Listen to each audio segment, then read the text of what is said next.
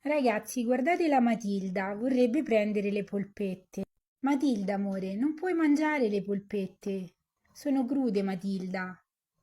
Matilda, non si fa. Matilda, Matilda. Ragazzi, la Matildina vorrebbe prendere le polpette. Matilda, Matilda, no, Matilda, no, amore.